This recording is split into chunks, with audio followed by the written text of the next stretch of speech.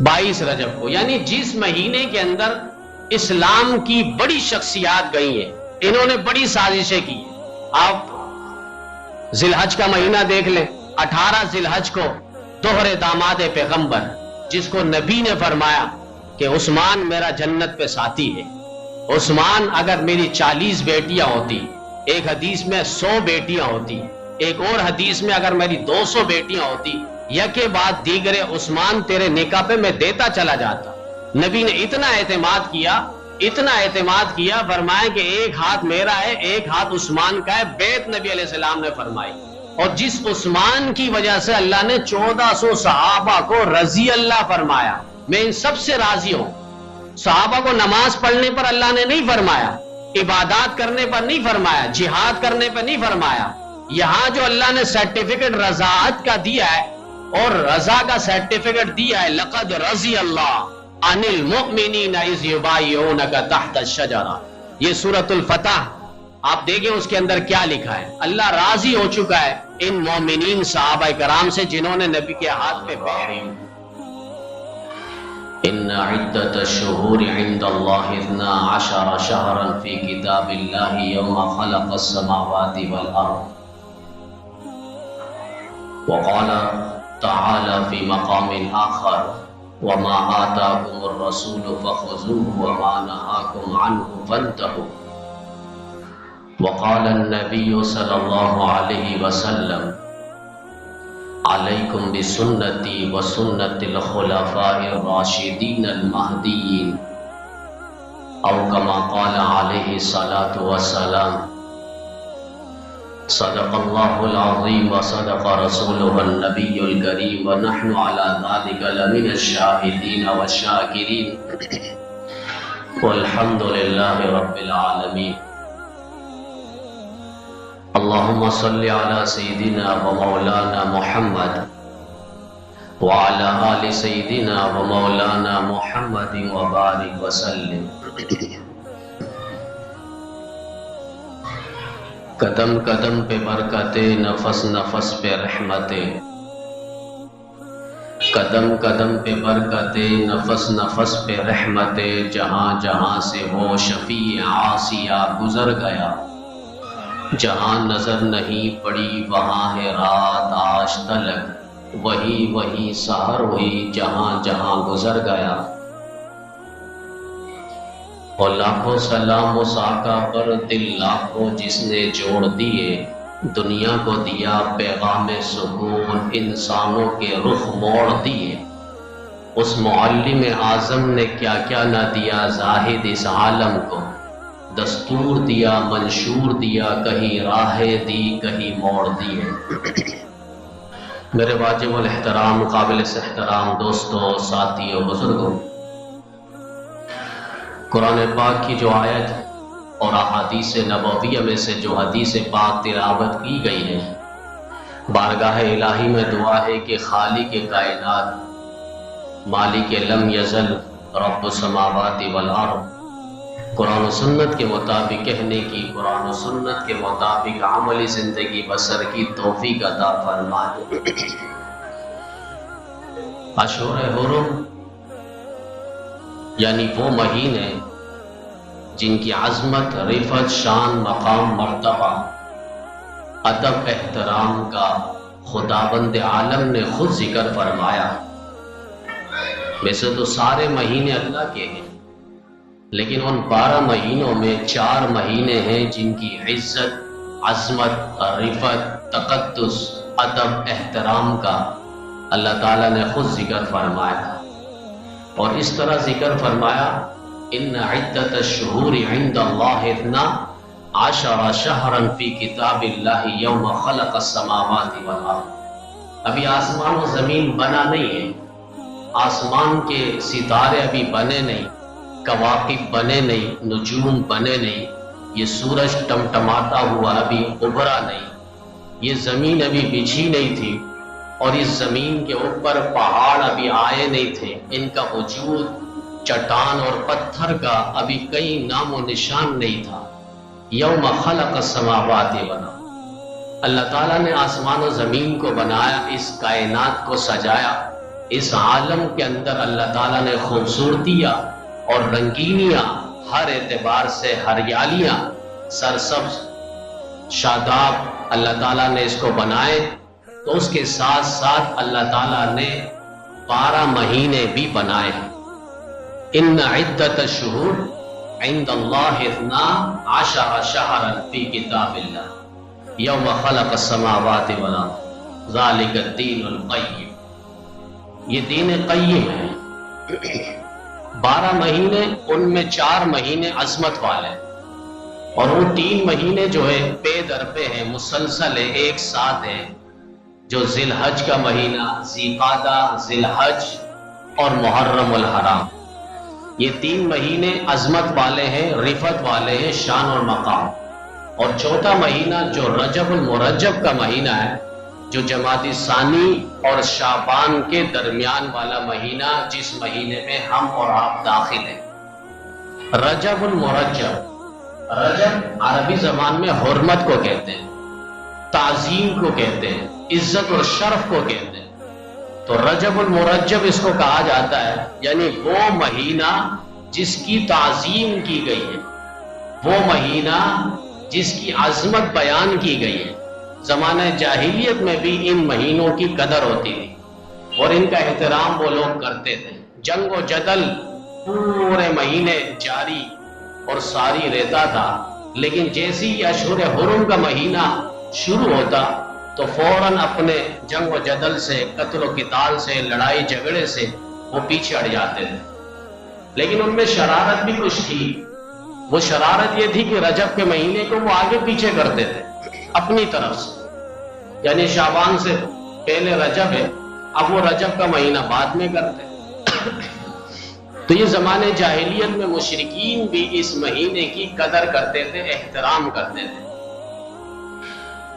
ایک تحریر میں نے یہ بات پڑھی کہ رتبے کے اعتبار سے اللہ تعالیٰ نے عبادات کی 2 قسمیں رکھی ہیں۔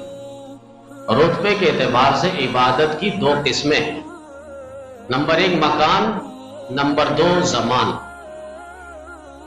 اب مکان کی وجہ سے، یعنی جگہ بدلنے کی وجہ سے، عبادات کے درجات بھی بلند ہو جاتے ہیں، یعنی اس کے اندر فرق آتا ہے۔ مثلا ایک نماز ہے، میں گھر پہ پڑھوں، اکیلے پڑھوں، اس کا ثواب الگ ہے، لیکن وہ نماز ہے میں مسجد میں آ کے پڑھوں تو 25 درجہ اس کا ثواب زیادہ ہے۔ پھر وہی نماز اگر ہم جامع مسجد میں پڑھیں تو 500 درجات اور ثواب اس کا بلند ہو جاتا ہے۔ پھر وہی نماز اگر ہم مسجد اقصی میں پڑھتے ہیں یا مسجد نبوی میں پڑھتے ہیں تو وہ ایک نماز پڑھنے پر 50,000 کا ثواب ملتا ہے۔ پھر وہی نماز اگر ہم بیت اللہ شریف میں، حرم پاک میں نماز پڑھتے ہیں تو اس کا ثواب 1,00,000 کے قریب۔ اب آپ دیکھیں نماز ایک ہی ہے، لیکن مکان اور جگہ بدلنے کی وجہ سے اس کے عبادات کے رتبے کے اندر، مرتبے کے اندر، شان اور عظمت کے اندر، نیکی اور درجات کے اندر فرق آ رہا ہے۔ یہ ایک ہے مکان۔ دوسرا ہے زمان۔ زمانے کے بدلنے کی وجہ سے عبادات میں بھی فرق آتا ہے، اس کے درجات میں، اس کے رتبے اور مرتبے میں فرق آتا ہے۔ مثلا کوئی نفل روزہ رکھتا ہے، عام دنوں میں روزہ رکھتا ہے، اس کا الگ ثواب ہے، لیکن وہی روزہ اگر عاشورے کا 10 محرم الحرام میں اگر ہم رکھتے ہیں تو وہ مسنون عمل ہے، سنت عمل ہے، اور سنت نفل سے بدرجہ اولا افضل ہوتا ہے، تو اب اس کا ثواب زیادہ ہو جائے گا۔ عام نفل میں روزے میں الگ ہے، لیکن عاشورے کا روزہ اس کا الگ درجہ اور بلند درجہ ہے۔ اسی طریقے سے عام روزہ اس کا الگ ثواب ہے، لیکن رمضان مبارک میں جو ہم روزہ رکھتے ہیں وہ ساری زندگی انسان روزہ رکھتا رہے، لیکن رمضان مبارک کے ایک روزے کے برابر نہیں پہنچ سکتا۔ یہاں تک فرمایا جو رمضان کا ایک روزہ چھوڑ دیتا ہے، حدیث پاک کا مفہوم ہے وہ ساری زندگی عمر بھر وہ روزہ رکھتا رہے، لیکن رمضان کے اس ایک روزے کے برکات اور فضیلت اور شان اور مقام تک وہ نہیں پہنچ سکتا۔ اب آپ دیکھیں زمانے کے بدلنے سے عبادات کے رتبے میں فرق آتا ہے۔ عام حالات میں آپ نفل نماز پڑھیں گے، اس کا الگ درجہ ہے، ثواب ہے، لیکن وہی نفل نماز تہجد کی نماز ہو جائے، اس کا الگ مقام اور مرتبہ ہے۔ حدیث پاک کے اندر یہاں تک فرمایا افضل الصلاۃ بعد الفریضہ، فرائض نماز کے بعد سب سے اہم افضل نماز جو ہے وہ تہجد کی نماز ہے، اور نبی علیہ السلام اس کی پابندی کیا کرتے تھے۔ یا ایھا المزمل قم اللیل الا قلیلا نصفہ او انقص او منہ قلیلا۔ نبی علیہ السلام تہجد کی نماز پڑھا کرتے تھے، اور اکثر بیشتر یہ سوال ہوتا ہے تہجد کی نماز کتنی رکعت ہے؟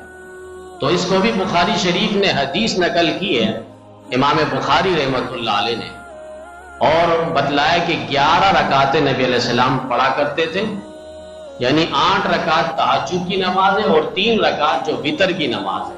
اور نبی علیہ السلام کا ہمیشہ یہ معمول رہا ہے، نبی علیہ السلام عشاء کی نماز پڑھتے تھے مکمل وتر کی نماز اور چھوڑ دیتے تھے، اور وتر کی جو 3 رکعت ہے نبی علیہ السلام اس کو تہجد کے وقت تہجد کی نماز پڑھ کے 8 رکعت، اس کے بعد نبی علیہ السلام 3 رکعت وتر پڑھا کرتے تھے۔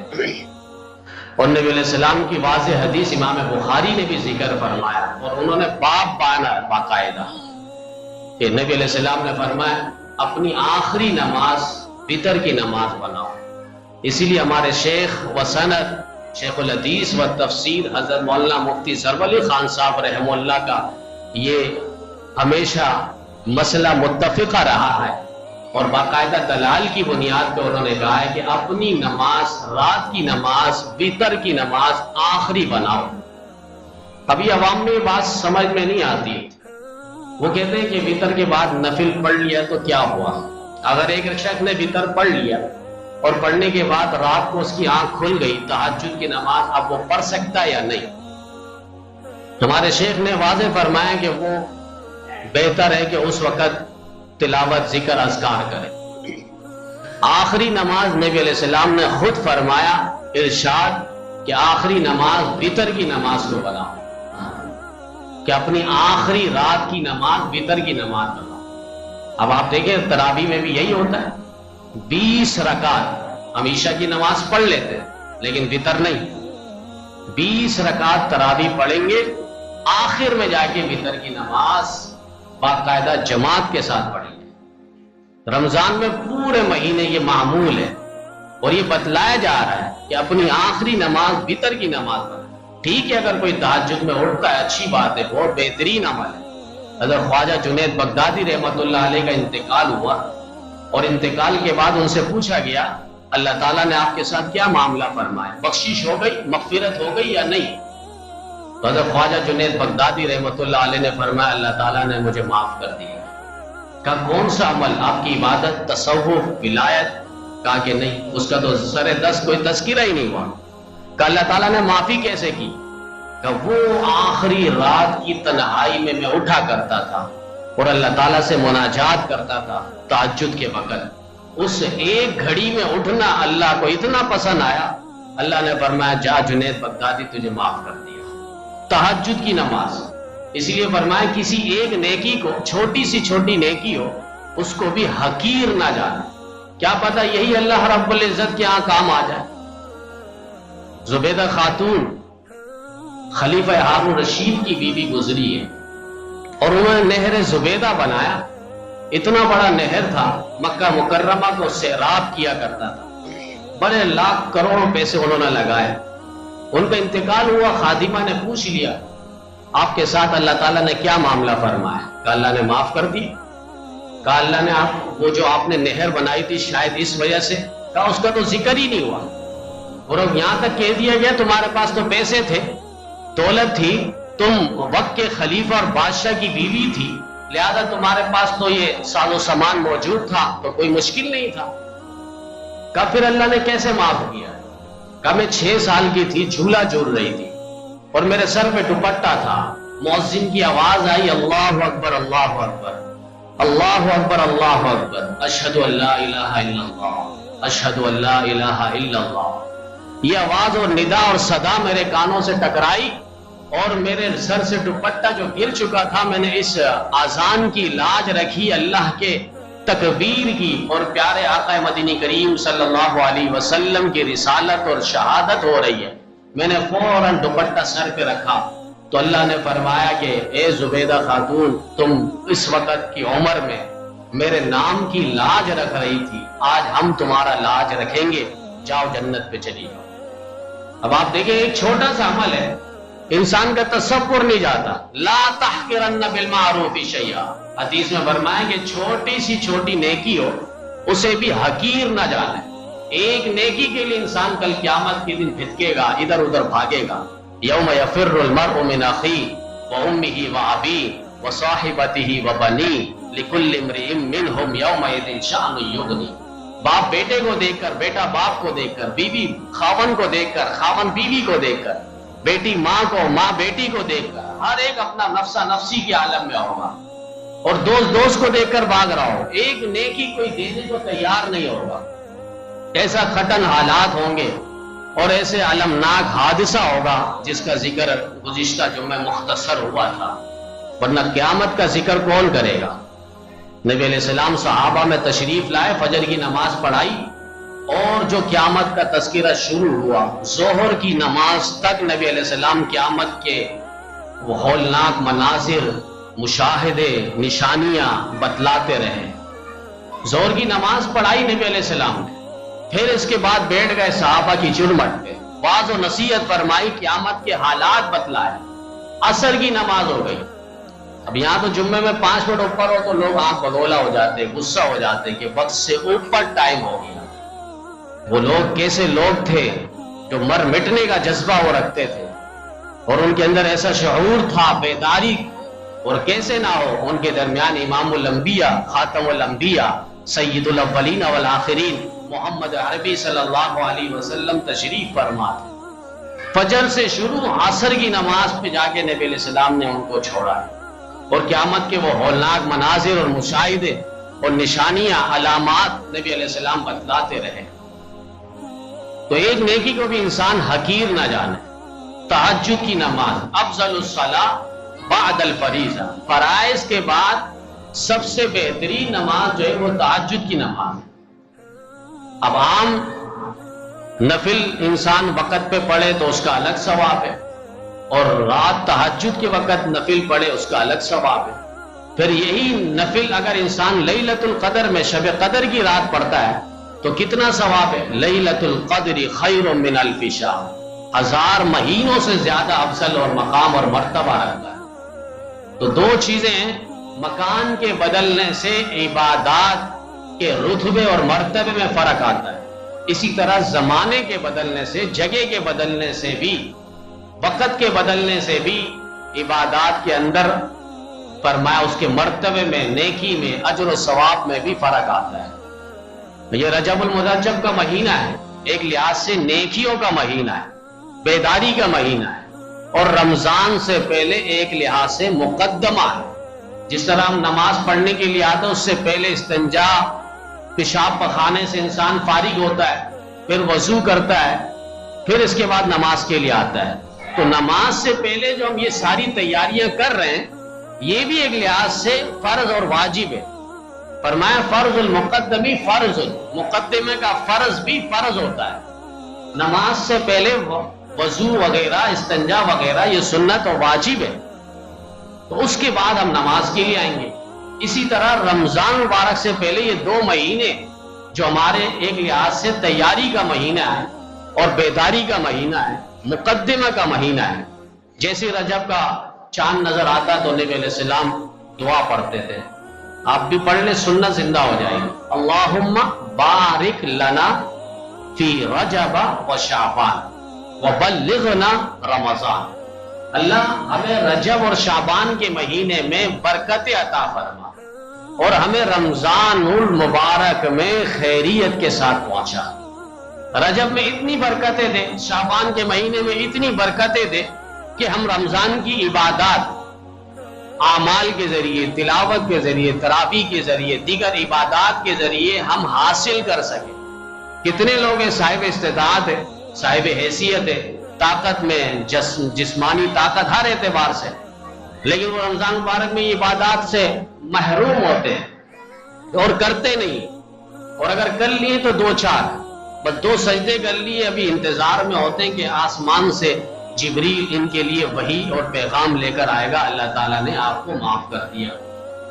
حضرت خواجہ پیران پیر شیخ عبد القادر جیلانی رحمت اللہ علیہ عبادات اور ریاضات کے لیے تنہائی اور خلوت جنگل پہ چلے گئے، اور وہاں پر ان کو آواز آئی اور کہا کہ اے پیران پیر، اے عبد القادر، جا، ہم نے تجھے معاف کر دیا، اب تجھے عبادات کی ضرورت نہیں ہے۔ حضرت نے فوراً قرآن کریم کی آیت پہ غور کیا کہ اللہ قرآن کریم کے اندر نبی کو فرما رہے وَاعْبُدْ رَبَّكَ حَتَّى يَأْتِيَكَ الْيَقِينُ، اے محبوب آپ اپنے رب کی عبادت کیجئے یہاں تک کہ آپ کو یقین آ جائے۔ یہاں یقین سے مراد علماء مفسرین فرماتے موت، یعنی آپ موت تک اللہ کی عبادت کرتے رہیں۔ پیران پیر کہہ رہے ہیں کہ اللہ اپنے محبوب پیغمبر کو یہ خطاب کر رہے ہیں، حکم دے رہے ہیں، تو میں کہاں ہوں، میں کون ہوتا ہوں مجھے عبادات معاف کر دیں۔ فوراً لا حول ولا قوت الا باللہ پڑھ کے اس روشنی کی طرف جہاں سے آواز آئی تھی پھونک ماری، وہ روشنی آدھی منہدم ہو گئی، نیچے ہو گئی، کم ہو گئی۔ پھر وہاں سے آواز آئی اے عبد القادر، تیرے علم نے تجھے بچا لیا۔ ایسے اللہ والوں کو کہاں زیر و زبر کوئی کر سکتا ہے؟ پیران پیر نے پلٹ کے کہا میرے علم نے نہیں، میرے اللہ کے فضل نے مجھے بچا لی، رحم نے مجھے بچا لی۔ وہ روشنی ختم ہو گئی، شیطان تھا مر چکا۔ پیران پیر یہ بات بتانے کے بعد، واقعہ بتانے کے بعد کہتے کہ میرے اوپر یہ دوسرا حملہ پہلے والے حملے سے بڑا تھا۔ پہلا والا حملہ اتنا بڑا نہیں تھا، دوسرا والا حملہ بہت بڑا تھا۔ کہ ظاہر بات ہے پھر میرے اندر یہ بات آ جاتی کہ میرے علم نے، واقعی میرے علم نے مجھے بچایا۔ اب کوئی حادثے میں بچ جائے تو کیسے کہتا ہے کہ میں نے فلاں یوں ٹن کیا تھا تو میں بچ گیا، یوں گرتے گرتے میں نے پاؤں رکھ لیا، بائک سے میں گرا نہیں، یعنی اپنا وہ ٹیکنیکلی بتا رہا ہوتا ہے، اپنا فن بتا رہا ہوتا ہے، یہ نہیں کہتا الحمدللہ اللہ نے مجھے بچا لیا، جو کچھ بھی ہوا مگر اللہ نے مجھے بال بال بچا لیا۔ اللہ کا نام، الحمدللہ کا نام وہ ہماری زبانوں پہ نہیں آ رہا۔ صبح و شام اس کا ورد ہو اور اس کی تسبیحات کا بھی اہتمام ہم رکھیں۔ شیطانی اثرات بہت زیادہ ہیں، اس سے حفاظت کے لیے ہم کوشش کریں، چھوٹی چھوٹی دعائیں یاد رکھیں۔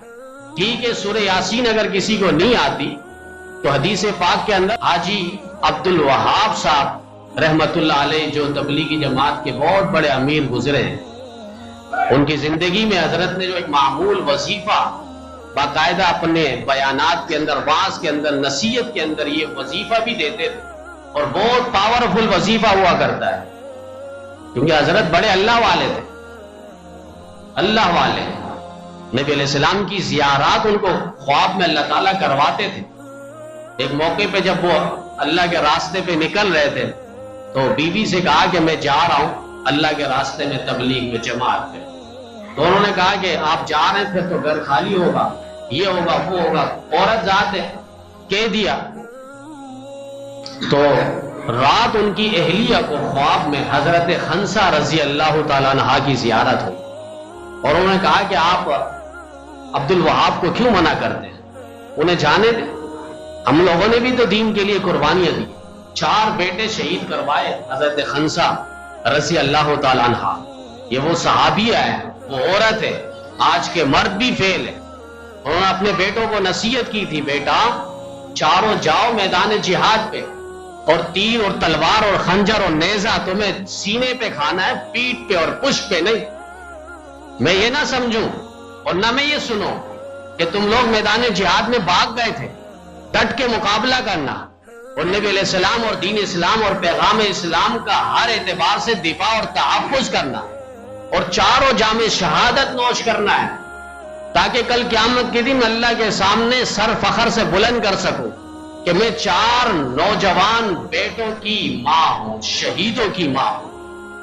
انہوں نے نصیحت کی خواب میں، بیوی نے کہا کہ آپ جائیں، حاجی عبد الوہاب صاحب رحمۃ اللہ علیہ وہ فرمایا کرتے تھے، اپنے واعظ کے اندر وظیفہ دیا کرتے تھے اور فرمایا کرتے تھے کہ 3 مرتبہ سورہ اخلاص اور 3 مرتبہ سورہ فلق اور 3 مرتبہ سورۃ الناس، اس کو صبح اور شام 3 مرتبہ آپ پڑھ لیں۔ حدیث پاک باقاعدہ ابو داؤد شریف حدیث میں حین تمسی وحین تصبح 3 مرات تکفیک من کل شیء، ہر چیز سے اللہ تعالیٰ آپ کو کافی کر دیں گے، یعنی سارا کام اللہ تعالیٰ بنا دے گا۔ یہ 3 مرتبہ ہر شخص پڑھ سکتا ہے، سورہ یاسین نہیں پڑھ سکتا، لیکن یہ 3 سورتیں تو 3 مرتبہ ہر شخص پڑھ سکتا ہے۔ بسم اللہ علی نفسی و اہلی و مالی، پورے دن میں کسی قسم کا اس کو کوئی نقصان نہیں ہوگا، اس کا بھی اہتمام ہو۔ بعض کہتے ہیں بس ہم نے نماز پڑھ لی، اب کسی چیز کی ضرورت نہیں ہے، یہ بھی ساری چیزیں ضرورت ہے، ساری چیزیں ضرورت ہے۔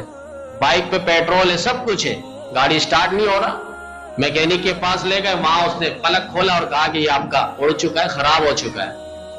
کہا پیٹرول تو میرے پاس ہے، ساری چیزیں صحیح ہے، گاڑی کیوں نہیں صحیح ہو رہی، چل رہی؟ اب وہ آنکھیں دکھائے گا بھائی پلک آپ کا خراب ہے، لہذا گاڑی تبھی سٹارٹ ہو۔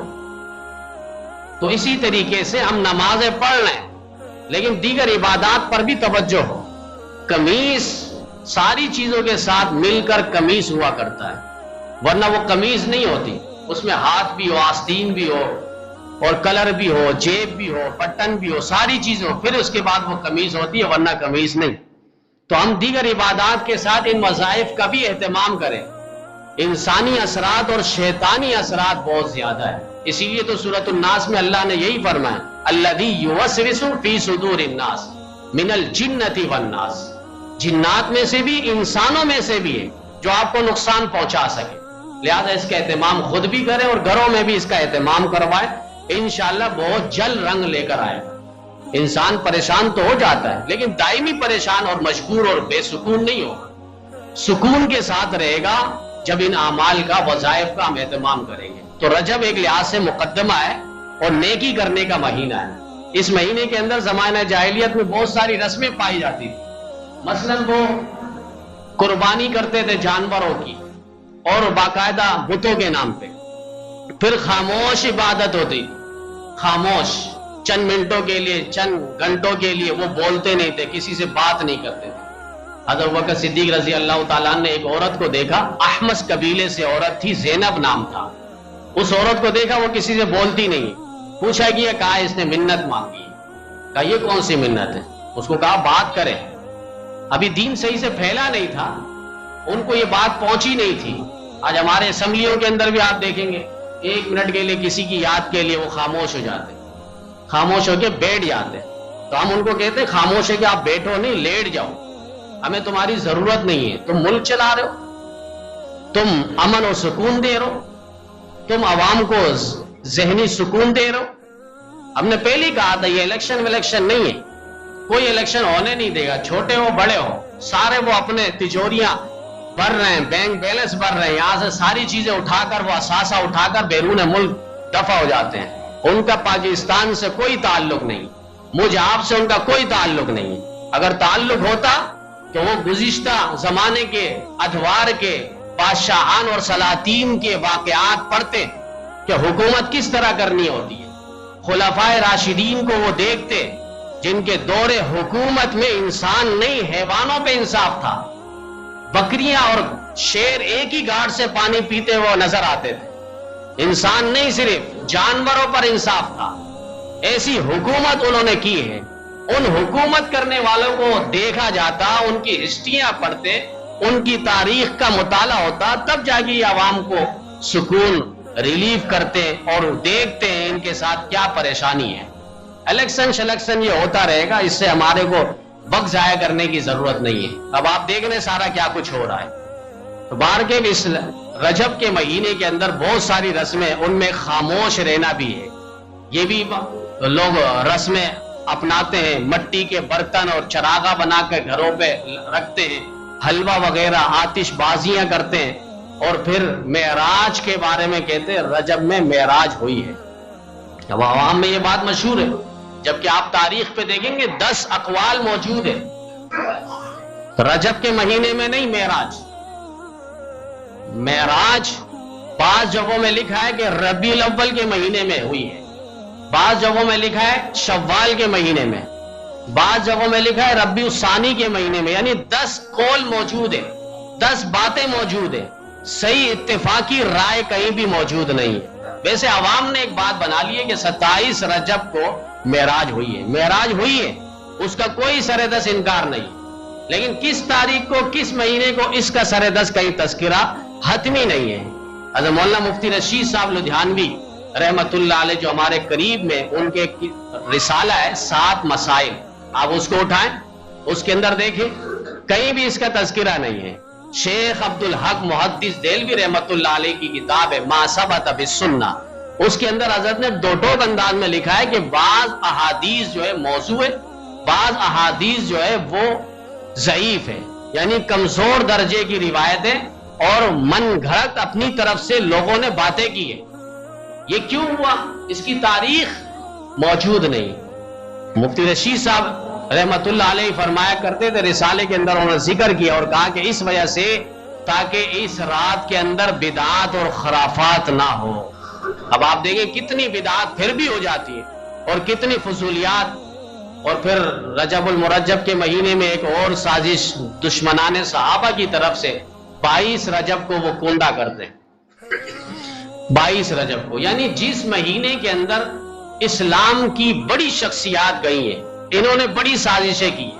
آپ ذی الحج کا مہینہ دیکھ لیں، 18 ذی الحج کو دوہرے داماد پیغمبر، جس کو نبی نے فرمایا کہ عثمان میرا جنت پہ ساتھی ہے، عثمان اگر میری 40 بیٹیاں ہوتی، ایک حدیث میں 100 بیٹیاں ہوتی، ایک اور حدیث میں اگر میری 200 بیٹیاں ہوتی، یکے بعد دیگرے عثمان تیرے نکاح پہ میں دیتا چلا جاتا۔ نبی نے اتنا اعتماد کیا، فرمایا کہ ایک ہاتھ میرا ہے، ایک ہاتھ عثمان کا ہے، بیعت نبی علیہ السلام نے فرمائی۔ اور جس عثمان کی وجہ سے اللہ نے 1400 صحابہ کو رضی اللہ فرمایا، میں ان سب سے راضی ہوں۔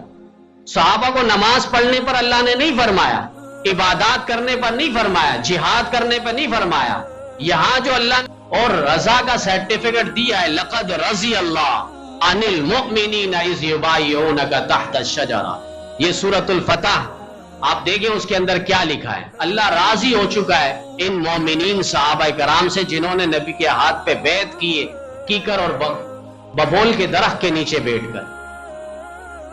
تو یہ 22 رجب کو، وہاں 18 ذی الحج کو حضرت عثمان کی شہادت ہے، اس شہادت کو ختم کرنے کے لیے دشمنان صحابہ نے ایک چال چلی اور عید غدیر منا رہے ہیں، خوشی کا دن۔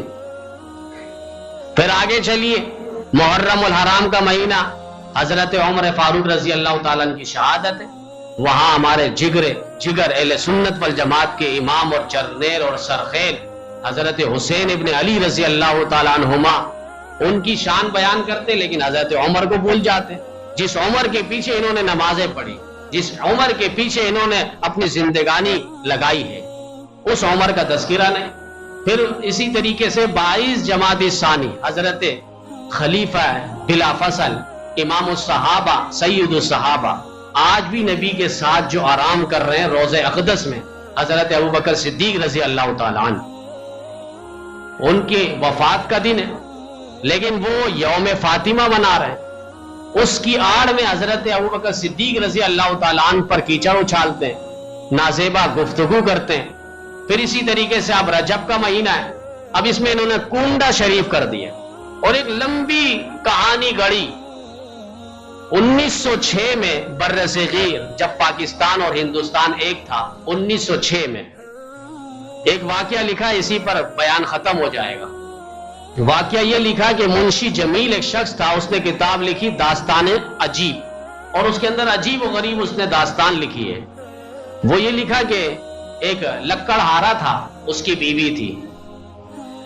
اب لکڑہارا کی جو بیوی ہے وہ وزیر کے گھر پہ ماسی تھی، کام کرتی تھی، نوکرانی تھی۔ ایک دن یہ جا رہے تھے تو امام جعفر صادق رحمت اللہ علیہ وہ کہہ رہے ہیں کہ میرے نام کے کنڈے کرو، لہذا تمہاری جو یہ غربت دور ہو جائے گی۔ انہوں نے جا کر کنڈے وغیرہ کیے، اور کرنے کے بعد لکڑہارا ایک دن جا رہا تھا اپنے کام کاج کے لیے اور وہ لکڑی توڑ رہا تھا، اس کی کلاڑی زمین پہ لگی، آواز اچانک زمین سے کچھ اور آنے لگی، اس نے زمین کھودی تو وہاں سے ایک خزانہ نکلا، اور وہ خزانہ پھر اس کے بعد انہوں نے سامنے ایک محل تیار کیا۔ اب وزیر اعظم کی بیوی ایک دن محل سے کھڑکی پہ آئی، اس نے دیکھا کہ یہ تو لکڑہارا یہ گھر انہوں نے کب محل بنا لیا۔ اب آپ دیکھیں داستان عجیب ہے، وزیر اعظم کی بیوی کو پتہ نہیں، یہاں ایک ہی دن میں آنن فانن انہوں نے محل تیار کر دیا گاؤں پہ۔ بالآخر ان کو پتا چلا کہ انہوں نے کنڈا کیا تھا، اس وجہ سے ان کے ساتھ یہ ہوا، ان کو خزانہ ملا۔ اب انہوں نے انکار کیا کہ کنڈا کیا ہوتا ہے، ہم نہیں مانتے۔ اب یہاں سے جو وزیر تھا، بادشاہ کا ایک اور وزیر تھا جو اس وزیر کا حاسد تھا، جلتا تھا، اس نے بادشاہ کو غلط افواہیں دی اور کہا کہ آپ کے بیٹے کے ساتھ اس کا نازیبہ الفاظ ہے اور یہ آپ کے بیٹے کو صحیح نہیں کہتا، اور بادشاہ کا بیٹا اس وقت میں لڑائی پہ گیا ہوا تھا۔ یہاں سے اس وزیر کی بیوی نے ایک تربوز پیش کیا بادشاہ کو، وہ تربوز نہیں تھا، چادر ہٹانے کے بعد دیکھا بادشاہ کے اپنے بیٹے کا سر تھا۔ اب یہ بادشاہ اور غصہ ہوا، کہا کہ اس وزیر نے تو صحیح کہا تھا۔ اب یہاں دونوں میاں بیوی کو اٹھا کر جیل کے اندر داخل کر دیا۔ اب یہ حاسد وزیر یہ کان بھرتا رہا بادشاہ کا، یہ دونوں جیل میں جانے کے بعد سوچتے رہے کہ ہم نے کیا گناہ کیا ہے کہ آج ہم جیل میں پڑے۔ کہا شاید ہم نے نماز، ایک نے کہا ہم نے نماز نہیں پڑھی ہوگی اس وجہ سے، کہا نماز پڑھنے سے اتنا بڑا تھوڑی مسئلہ ہوتا ہے، کہا ہم نے زکوٰۃ نہیں دی ہوگی، کہا زکوٰۃ سے نہیں۔ چلتے چلتے ان کے بعد ذہن پہ آئی، کہا کہ ہم نے کنڈے کا انکار کیا تھا، اس وجہ سے ہمارے ساتھ یہ اشر ہوا۔ کہا کہ یہاں سے نکلیں گے فوراً ہم کنڈا کریں گے، اس کی نیت کر لیتے ہیں، یہ بہت بڑا کام ہے، بہت بڑا کام۔ نیت کی یہاں سے، وہاں سے بادشاہ کا بیٹا صحیح سالم آ گیا، بادشاہ دیکھ کر خوش۔ اب ان دونوں کو بلوایا اور کہا کہ تم نے جو پیش کیا تھا وہ کیا تھا؟ کہا وہ تربوز ہی تھا۔ اب دیکھا تو وہ تربوز ہی ہے، کہا چہرہ میرا بیٹے کا نظر آیا تھا۔ اس کے بعد ان کی فراوانی شروع ہو گئی۔ اب یہ داستان عجیب اس نے گھڑا ہے اور نہ بادشاہ کا نام پتا ہے۔ امام جعفر صادق جس وقت کہہ رہے ہیں، جس زمانے میں کہہ رہے ہیں، اس وقت تو بادشاہت میں خلافت چلتی تھی، اور امام جعفر صادق رحمت اللہ علیہ کی نہ ولادت ہے نہ وفات ہے رجب کے مہینے میں، ان کی ولادت 8 رمضان المبارک۔ یہ بھی یاد رہے امام جعفر صادق رحمت اللہ علیہ ہے کون؟ یہ حضرت امام محمد باقر رحمت اللہ علیہ کے بیٹے، اور امام محمد باقر رحمت اللہ علیہ حضرت حسین ابن علی رضی اللہ تعالی عنہما کے بیٹے، حضرت علی کے پڑ پوتے ہوئے امام جعفر صادق رحمت اللہ علیہ، اور ننیال جو ہے ان کے حضرت سیدنا ابوبکر صدیق رضی اللہ تعالیٰ عنہ سے ہے۔ اس پر کبھی تفصیلی بات ہوگی۔ امام جعفر صادق رحمت اللہ علیہ کی پیدائش 8 رمضان کو، اور وفات جو ہے وہ شوال کے مہینے کے اندر، رجب میں کہیں بھی تعلق نہیں ہے۔